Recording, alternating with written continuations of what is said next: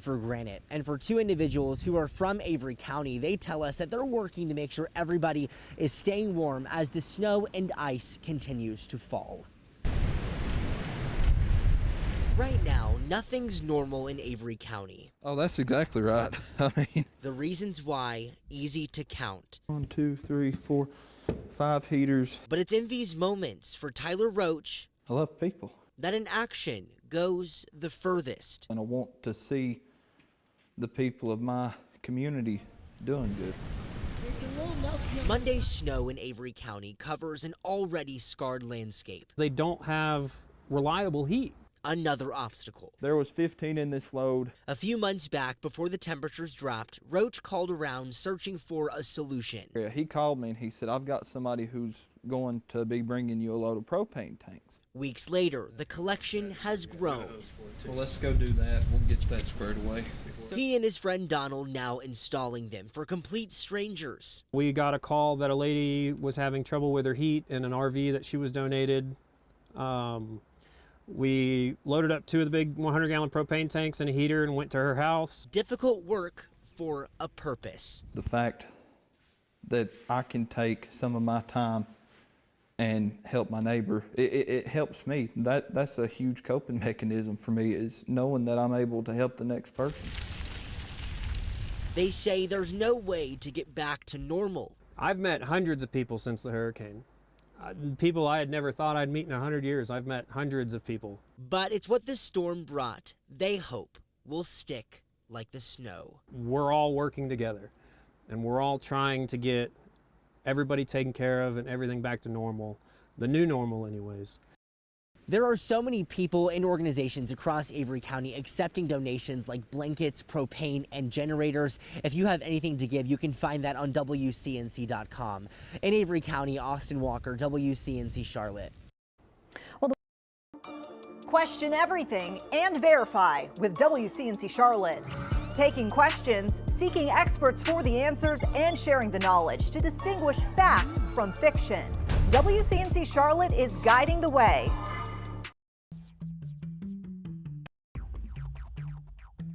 Happy New Year, everyone. Hopefully you have a lot to look forward to this year. But if you're a space lover or a stargazer, here are the top events on the 2025 celestial calendar you can't miss. Let's raise that IQ.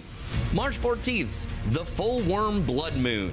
The last time we saw a lunar eclipse was back in November of 2022. The eclipse begins around midnight, but the peak of totality, when the moon looks like this and is completely red, will last from 2:26 a.m. until 3:31 a.m. That's a full 65 minutes. This one is special because everyone in the continental United States will be able to see it. Meteor showers. There are 12 main reoccurring meteor showers that repeat every year, but the 2 best every year are the Perseids and the Geminids. The Perseids peak from August 12th to the 13th, but this year the moon will be 84% full and up for most of the night, meaning this will be one of the weaker shows compared to previous years. The Geminids this year will be better than normal though. Astronomers say that this is the best show of the year, so from December 13th to the 14th, the meteor shower kicks into high gear after 8 p.m. The moon will be a waning crescent, meaning less than 30% illuminated, allowing us to see up to 60 meteors per hour, if you're in the right place away from light pollution. Lastly, the supermoon. There are 3 supermoons in 2025, in October, November, and December, but the November 5th supermoon will be the biggest. A supermoon happens when the moon is closer to Earth. This moon will only be 221,818 miles away. That's the closest it's been since 2019, and the most supermoon in over 5 years. So happy New Year and happy stargazing. I'm meteorologist Chris Mulcahy with WCNC Charlotte.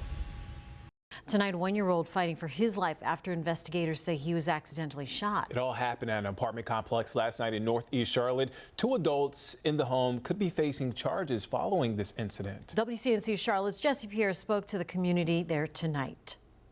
A 1-year-old boy clinging to life. That's sad. That's really sad. That is sad. Well, it's kind of gut-wrenching. It surprises me.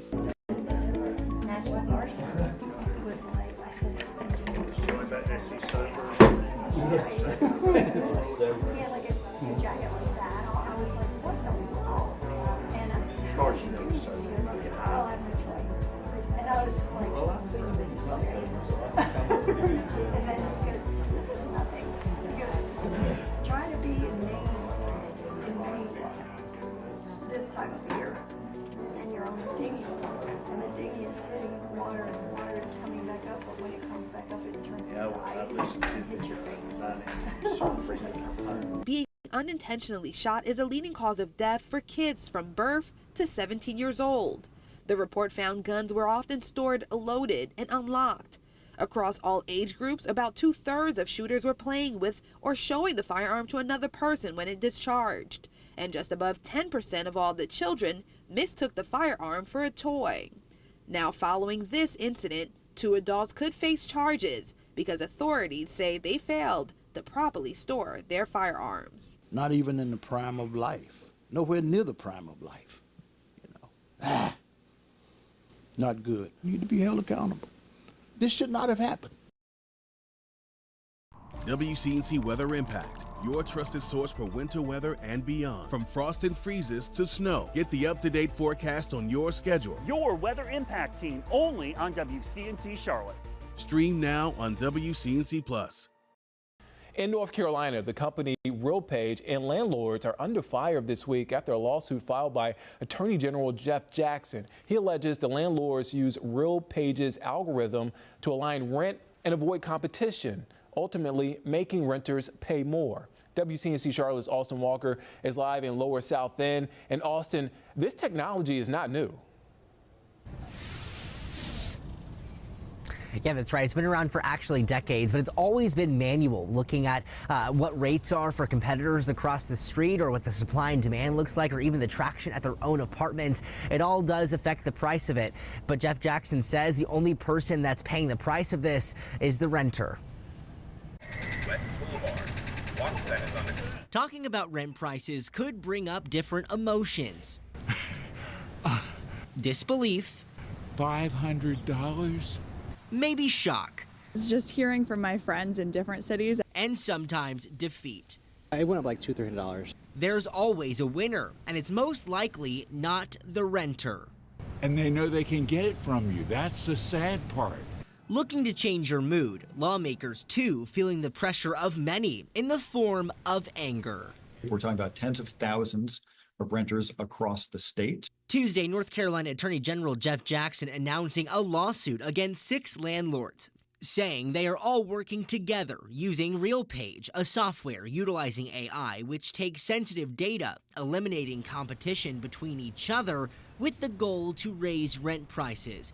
Jackson says if the landlords were to meet in person and ask each other what they are charging and set the same price, it would be illegal. Basically doing that, they're just using a piece of artificial intelligence software called RealPage to facilitate it. Saying it could just snowball. And if we do not stop them, this is going to get worse. There is clearly a buck to be made in using this kind of artificial intelligence to collude with people who should be in competition with each other to the benefit of renters. In response to the suit, Graystar, a big management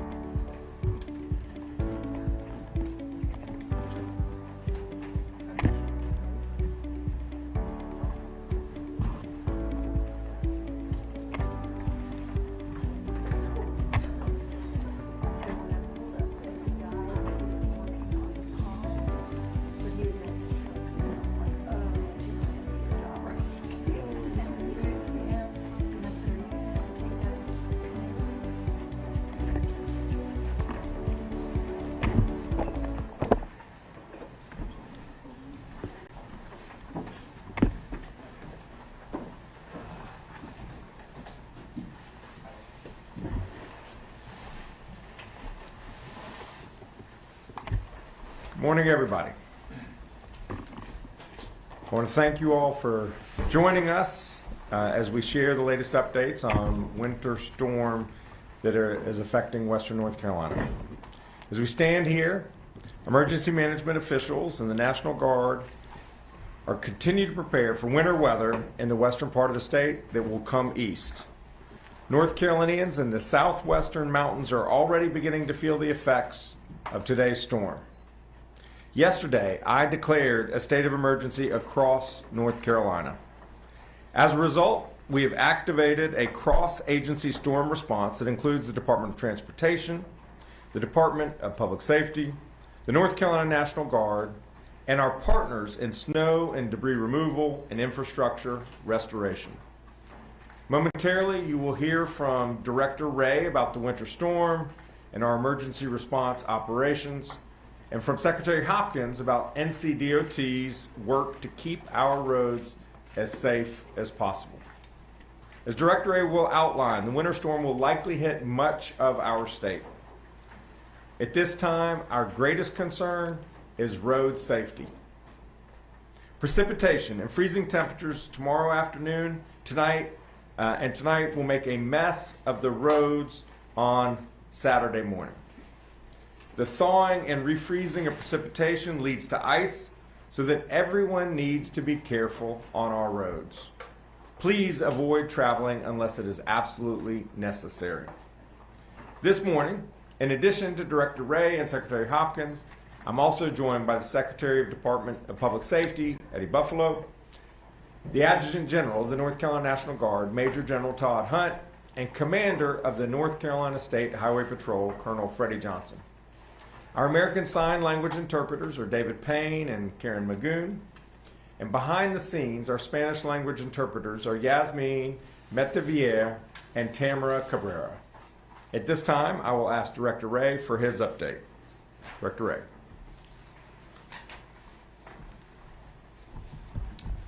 Thank you, Governor, and good morning. Snowfall will begin in western North Carolina over the next few hours and will continue to move eastward through this afternoon and evening. There's a chance for a wintry mix of snow, sleet, and freezing rain across the Piedmont and into the coastal plain. We continue to monitor the system's track and timing, as it will be key in determining how far inland mixed precipitation and rain will extend. Forecasted impacts from north to south may vary depending on this track of the storm. A winter storm warning is in effect for the mountains in Piedmont and portions of the coastal plain, and a winter weather advisory is in effect for much of eastern North Carolina.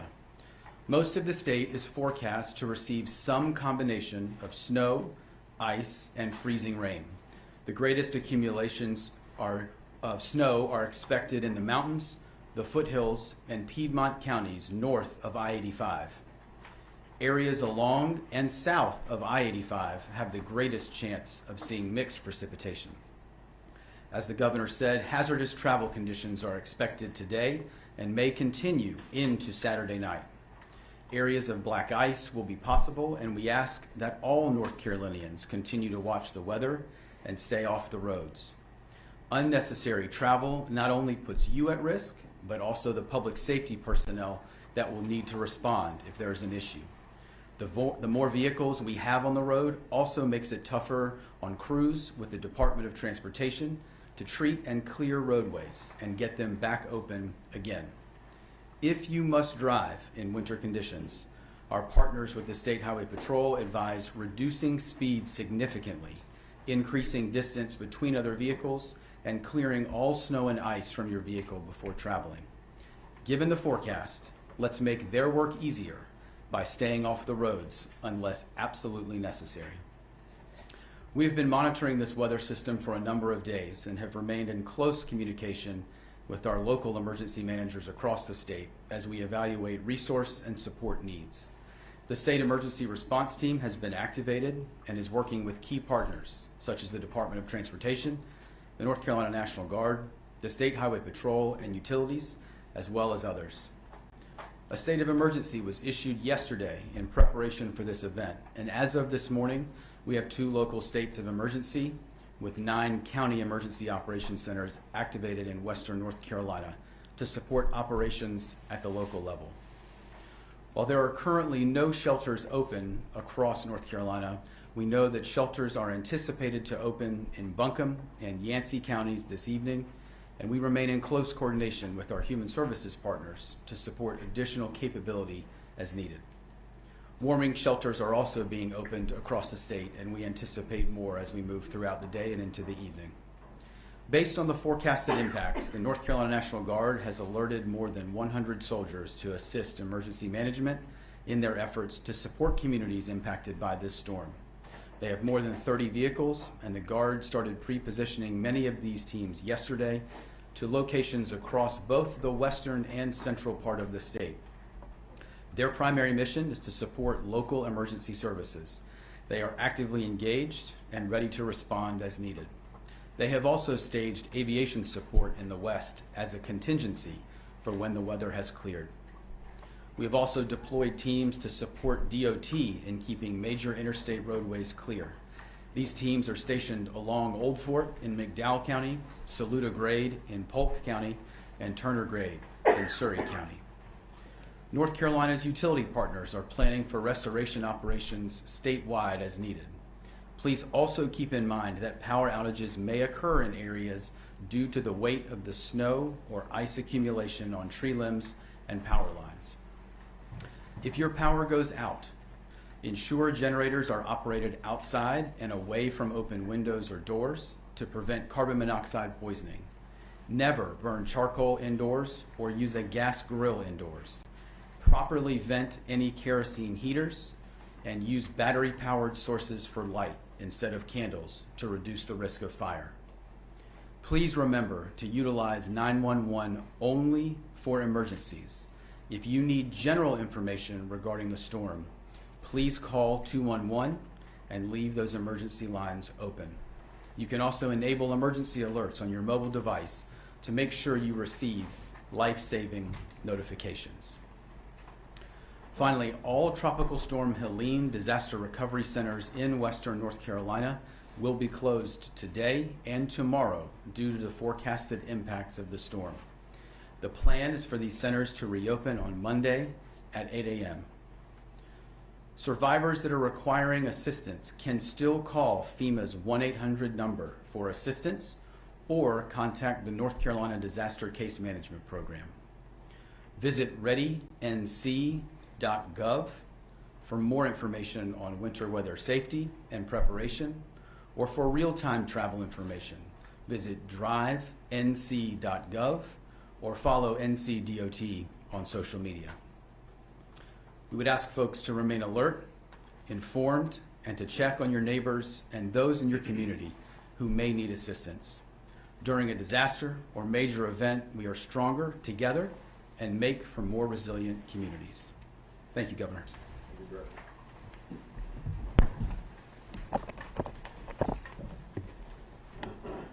Good morning. Our crews and contractors have been working hard to prepare for this storm since the middle of the week. We have more than 1,900 DOT employees and contractors involved in pre-storm preparations, and they stand ready to help once the storm hits our state. As of this morning, we have used more than 3 million gallons of brine to pre-treat hundreds of roads and highways across the state. Also, we have over 600 trucks with plows and spreaders and more than 300 motor graders ready to help remove snow and ice. And we have over 160,000 tons of salt ready to treat roads. I want to encourage you to be prepared too. Get your emergency supplies and anything else you might need now. Once the storm hits, please don't try to drive. Stay off the roads unless it's absolutely essential that you travel. We are staging equipment in areas that are known trouble spots during winter storms. Also, we're partnering with the North Carolina State Highway Patrol and the North Carolina National Guard for additional resources in several hot spots where breakdowns occur regularly during these type of events. Their assistance enables quicker clearance of disabled vehicles to help maintain safe traffic flow in these spots. Once the storm hits, our crews are prepared to work around the clock in shifts to plow and treat snow and ice until all of the state-maintained roads are clear. As always, our first priorities will be the interstates and other multi-lane highways, then moving to other U.S. and NC routes, and then finally secondary roads. Based on the forecast, travel could be impacted across much of the state, and with cold temperatures overnight for the next few nights, travel could be treacherous for several days in some parts of the state.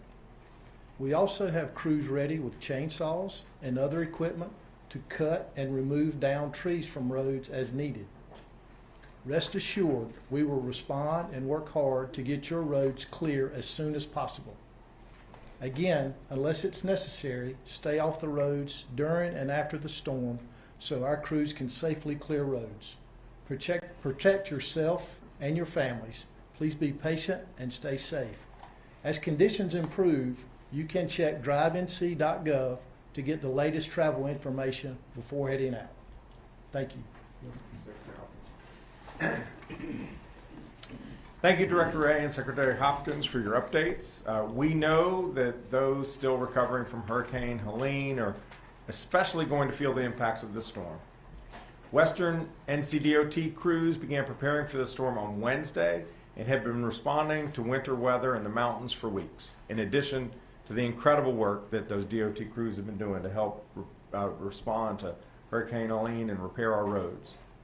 For anyone displaced from their homes in the western region of the state, we know that many cities and counties are working with local government and nonprofit partners to open locations for folks to be safe and warm tonight and over the weekend. 3 shelters are already going to be in place this evening in Buncombe and in Yancey counties. Earlier this week, I issued an executive order to waive federal restrictions on drivers traveling with propane and other heating fuels so we can get more heat in people's homes.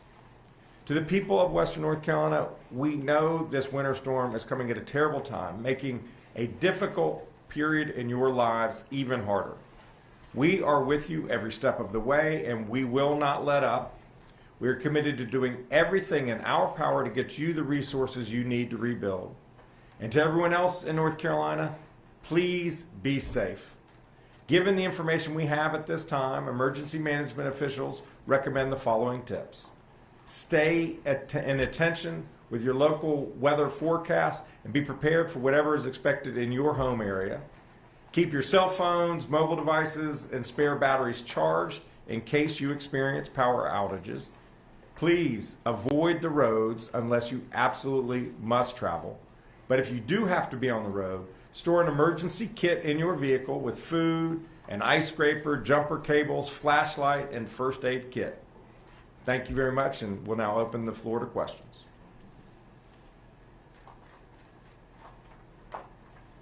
Any questions? I think Director Ray and Secretary Hopkins did a good job. All right. Yes? I'm with ABC 11. I know that Attorney General Jackson earlier sent out a message about price gouging. Could you talk more on what people can expect and what they should do and what they encounter something like that? Yes. This is a very quick-moving storm, and so I think opportunities for bad actors, and by the way, I just want to be very clear that most people out there selling something, whether it's a gas station or a grocery store or a hotel, they do right by their people when those folks are in need. But there's always going to be a few who try to exploit that situation. We don't anticipate there being many instances of price gouging. If you experience some seller charging you an unfair price, taking advantage of this moment and your needs and desperation, call the Attorney General's office at 877-5-NO-SCAM and they can act. And I'm quite sure Attorney General Jackson will do a great job with that work.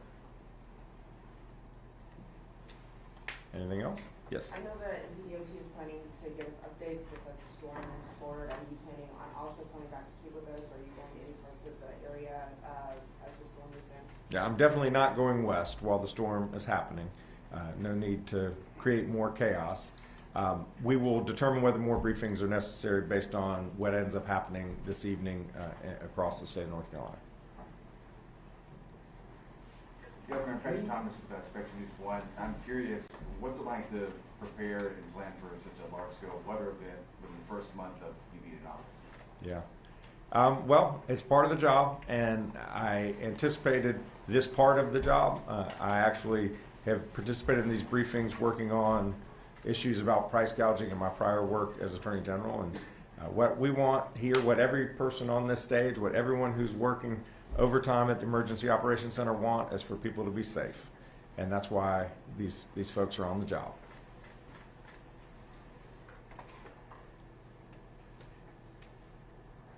All right, thank you so much. We have questions online. Oh.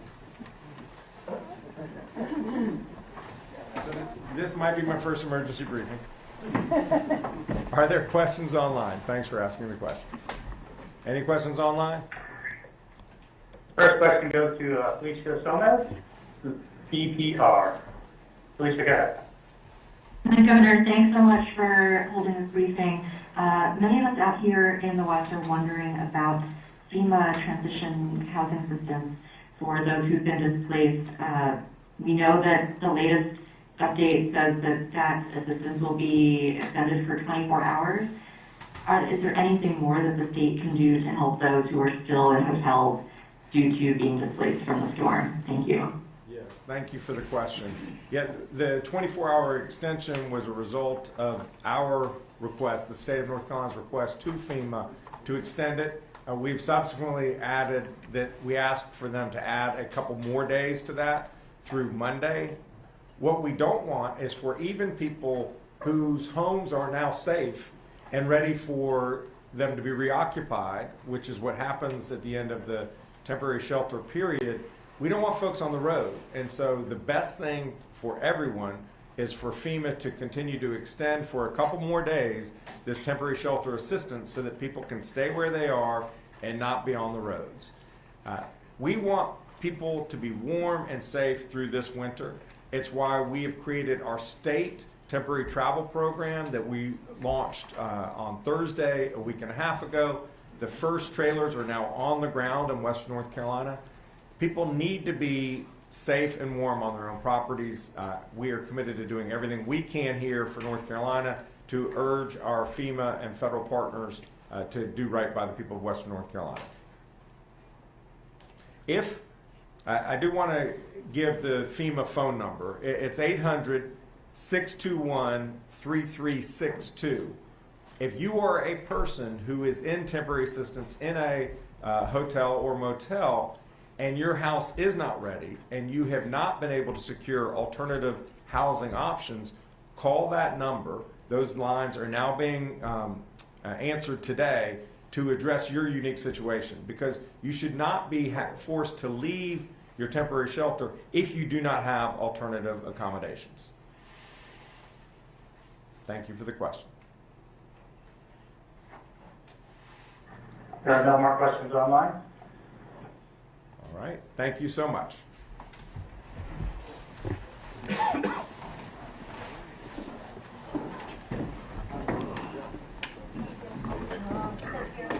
Down.